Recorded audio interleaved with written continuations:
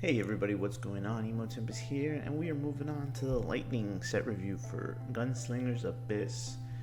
Now, I've already, as I peruse these, I'm really excited for a lot of these 16 cards. Gav, Slipnir, and Vivian, who isn't a big deal in the game, but it's cool to see that she got her own card. Yeah, lots of interesting stuff. This Elena is gonna looks amazing. But yeah, let's get right into it. We got a lot of stuff. I just want to start doing. I want to get this over with because I need to start deck building. I am so excited. All right, guys. So we have a new Afmao. 2-drop forward. Put Afmao into the break zone. Choose a forward your opponent controls. Dull it. Draw a card. For 2 lightning and 1 other CP, remove Afmao into the break zone. Remove Afmao in the break zone from the game. Choose a forward. Dull it. You can only use ability if Afmao is in the break zone. It's not bad. It's interesting. Kind of just let it float around until it does what it needs to do. The fact that you can use the second part in on both players' turns is nice, but I prefer the backup Afmao that we have that just reveals grabs you a 2-drop or something. But we'll see. It's not impossible. A lot of 11 cards came out this set, so I wonder if there's anything going on there that we should be looking into. And next, Angeal. When Angeal enters the field, choose up to 2 drop soldiers in your break zone. Add them to your hand. For lightning and 1 other, play a drop soldier of cost 4 or less from your hand onto the field. You can only use this ability once per turn. Play a drop soldier of cost 4 or less from your hand onto the field for 2 CP? That seems good.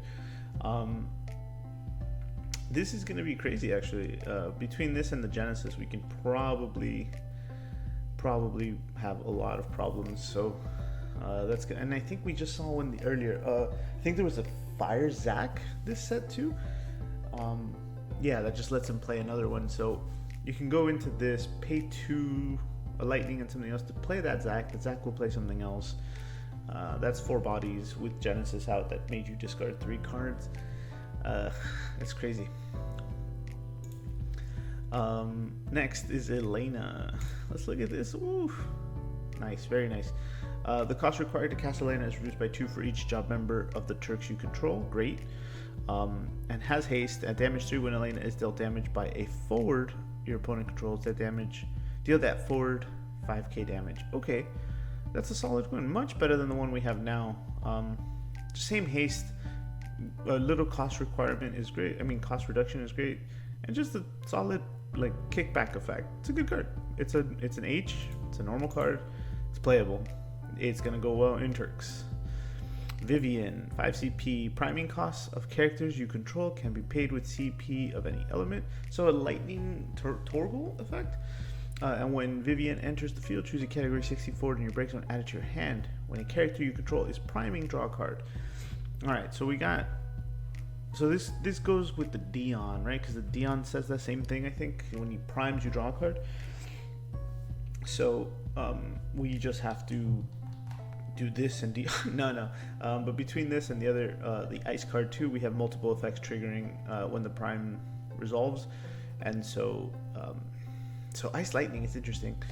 I don't mind working my way into playing the Ramu and Sid. So this might be fun. Vitra, I think this is how you pronounce this. The first brood. Vitra cannot be chosen by your opponent's summons. When Vitra enters the field, Vitra gains cannot be chosen by your opponent's abilities until the end of the turn. And when a lightning forward you control attacks, choose a forward your opponent controls, dull it, and deal it 7k. So that's a lot of effects. This is the legendary for the set. I think it's the first one we saw. All the other ones definitely the lightning, right? It's interesting. It's a 5-drop for pretty much a little bit of protection here on the turn it comes in to do stuff. But then it says when the lightning forwards you control attack, choose a forward your opponent controls, dull it, and deal it 7k. So all that's good, but it requires you to have somebody already set up. So it kind of just sits in your hand for a little bit. I know it's not difficult, right? But it's almost it feels like a win more card sometimes. It's gonna be a good way to clear the forwards and stuff like that, but I'm not impressed yet. The art looks sick. This is a beautiful looking card. it just feels like it's a little unnecessary. And then like he doesn't have haste himself, so you know, if he could just by himself do this for one turn, it'd be great, right? Like swing, duel, Tyvas, kill, I don't know, something. It's good, but I'd rather play out Sid, right? Like the Ice Lightning one, just duel and freeze, and it's the same thing. When lightning guys attack, it plays it forward. You know what I'm saying? Like that value is there. So I don't know how much I value these effects on one card, when I think there's other cards that can do it better. A new X-Death 5 CP backup. EX when X-Death enters the field, choose a forward of 5 or less. Break it. Yeah, that's good. We like that. We can play this a one of. More EX bursts. I'm never mad about that.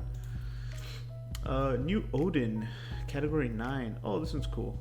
Oh, it has a full art. It's interesting. That Odin head looks weird. Okay, so during your turn you can duel 2 active lightnings, right? For on your turn to pay the cost instead of the CP. Select one of the following 2. Choose a forward of cost 4 or less, break it. Choose a forward with LB of cost 6 or less, break it. Oh, now that's interesting. What are our biggest worries here? Like Luna Freya, sure. It's the same, it's really the same thing, but it just opens up. I think it's interesting that they're gonna start adding this LB symbol into the card text, so this is the first I see that. Other than this card kind of sucks. I'm not really into it. Gav. Oh, Gav's fine. Oh, Gav's a warrior? Okay. EX burst, when Gav enters the field, you may search for a category 16 character and add it to your hand. Oh, but he's off suit. Okay, so he's another just straight up searcher for a 16 character. See, look, we got this 2 sets, like after, was it 2 sets, right? We got it on 24, 25, 26. Yeah, 2 sets after 16 came out. So, and Fire just barely got a generic searcher after 26 sets. Hey, I'm for it. Gav's awesome. You know, he's just a cool character, and this is a solid effect off of forward. So, Gilgamesh backup. Another Gilgamesh. When Gilgamesh enters the field, choose a forward your opponent controls. Deal it 3,000 damage for each CP of a different element you paid for Gilgamesh. We don't use these effects now. I don't think we will use this effect. This is a limited card. It's just backup. I mean, a removal backup in limited. Syphos from 10. I don't remember this one. During this turn, Syphos also becomes a forward. When Syphos is blocked, all the forwards your opponent controls lose 3,000 power. And when Syphos deals damage to your opponent, put Syphos in the break zone. When you do so, choose a forward. Adds another, like, block me and lose a forward, or I attack and lose a forward. I'll let you take that. I'll take that point all day because this doesn't do anything. Like, I mean, I guess not really. Sorry, it's the other way around. I'll block you every day, right? But then it lives. So, it's a weird card. It's one of those catch-22 situations. I feel like all of these monsters are trying to do that same thing, where it's like, give me this or I get this and the damage. So it's like, but they're not impressive. I think the ice one was the best one so far. Sleipnir, which is one of the last ones we saw, revealed when it enters the field, you may reveal 1 dark card from your hand. If you do so, draw a card, which is great. Like that effect alone, I think. Oh, he's a knight also. So again, sorry, the effect right there just kind of helps your clogged hand up a little bit, right? Which is cool. And then when a dark forward enters the field until the end of the turn, Sleipnir gains 2,000 power and haste. So that's a solid effect, honestly. I like that. Being as I just came off a Barnabas Odin deck, like, this is fun. I might want to squeeze this in here. Sarah, sorry. Let's see. Oh, this is a new Sarah. Very cute. When Sarah enters the field or deals damage to your opponent, choose a forward of cost 4 or less your opponent controls. If you control 2 or more category 13 forwards, break it. And then like a free action ability, if you control 3 or more category 13 forwards, Sarah deals your opponent a point of damage. You can only use this ability during your turn, only once per turn. Ooh. Wow, that's pretty easy. Even though it is only during your turn, imagine doing, if you control 3 or more forwards, or more categories, 13 forwards. So it doesn't, so it's her, 1 more, and something else, right? So if you have 2, you have the lightning swings and plays this, boom, kill something, and then boom, take an extra point of damage, I attack you again, and then the free damage. Okay, this deck is getting a little out of hand. Backup Ninja again as the crystal reprint. Beergot, the 12. Someone's gotta let me know in the chat, in the comments, please. Is the 12 that big of a deal in this game? I'm really curious. Enters the field, reveal the top 5 cards of your deck, add a 12 to them to your hand, and return the other cards to the bottom. Okay, so a 3-drop, scry 5 or whatever, and then choose a forward, dull it. That's pretty straightforward. It's not too bad. So it looks like there's enough searching and enough filtering for these guys. They have every effect. You can search one, you can reveal one, you can pay for one and bring it out of the deck. Obviously all the effects are in different colors, but they already kind of color fix themselves. A new Freya, very sick art. Haste. When Freya attacks, choose a forward your opponent controls. Deal 2,000 damage for each Dragoon or card named Dragoon you control. And Dragon's Crest. Choose one forward. Deal 2,000 damage for each Dragon or Dragoon you control. Okay, cool. And it has haste. Yeah, that's a great card. I think it's interesting that maybe we could stay in Lightning now. We don't need to add all that water lightning stuff, which isn't bad already in Dragoons. But also I feel like, man, can we just get a playable, like a solid Dragoon backup other than a loose that does something crazy to kind of fix this? Because it's always the forwards that do all these cool effects, right? Mini Fighter. Discard a card, choose a forward, dull it. If the discarded card is Ice Element, also freeze it. Okay. This isn't bad, I guess. This is probably the best use of these. Well, maybe not the best use. I think I enjoyed the wind one a lot, but it's cool, right? Because if you discarded an ice card, it'll do both, right? Which is in water ice. In ice lightning, something we already play. You get both of these effects anyway, so it's okay. I don't know if it's going to be worth playing it at all, but it's not bad. Ralgor, the C8CP. Yeah, this is the one. The cost required to cast him is reduced by 1 for each 12 you control, which at most you're going to keep him at 4. So he's a 4-drop, right? Haste. When he enters the field, choose a forward your opponent controls, break it. Obviously, he gets cheaper as the day goes on and the longer the game lasts. So realistically, I say you're going to be paying 4 for this guy. And Lightning, I think it's interesting that they just gave us a full art of this, even though it's not like art, it's just like a CGI like scene or whatever, or it's like promo art for the game. Haste. If lightning forming a party deals damage to your opponent, the damage becomes 2 instead. When lightning attacks, you may play a category 13 forward of 6 or less from your hand on the field. Dull, forming a party with lightning and attacking. You can play a forward of any element. At the end of the turn, return the forward to its hand. So yeah, we were just talking about this. Where did it go? So the Sarah, right? So it comes in. If you have 4 less, they have a forward, you break it, right?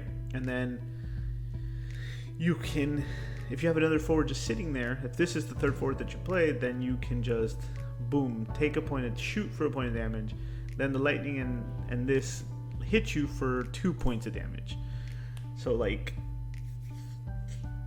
more aggro lightning stuff. Great.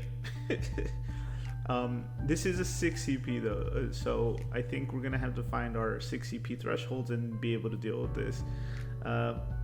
Crucial Lane's always gonna work, but I think this might be the next big thing from this set on its own. Too much value out of this one effect.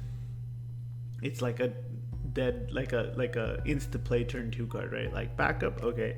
Turn 2, Value Town. Like, let's go.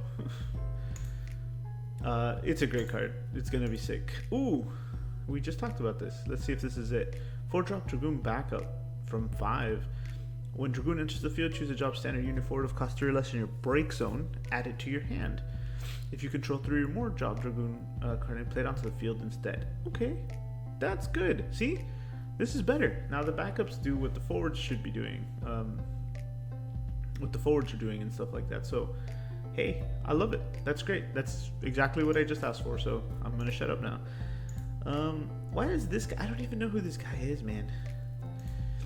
So he has a full art apparently, but he's when a job warrior or cunning warrior you control attacks, choose a forward your opponent controls, dull it. Man, this is cool. I was already thinking about fire lightning warriors with the second, with that 2-cost lightning Furion that can attack twice and break something, I think. And then like, what's his name? The rebel warrior guy as well. I think it's Leon or whatever, the 1-drop lightning guy. But okay, I can live with this. I can work with that. That's a deck. Maybe that'll be the first deck I build. Oh, a new Shantoto LB. Limit break 3. When Shantoto enters the field, choose up to 2 active forwards your opponent controls, break them. I will not be doing this for 9 CP. I just won't. I can't. The fact that it has to be active means that the effect could just fizzle, and I hate that. Unless there's a card that says Shantoto cost X less, right, to play, or your next 11 character cost whatever less, I'm not worried about this. I'm not worried about none of this. Okay, that's it for lightning. I think we covered that one pretty quickly, so let's recap here. Angeal seems promising. I'm not gonna lie. I think soldiers are just gonna 7 again in general, just eating good this set. Going, hand in hand, not hand in hand like in the deck, but I mean 7 theme. The Turks is also gonna benefit really good from this. The 16 stuff, Vivian, Slipnir, and Gav are all not necessarily all in the same deck. But I do like where they're going, right? Like, just being able to keep that consistency might be fun. Vitra, I'm not fully sold on it yet. The Sarah and the Lightning, goodness gracious.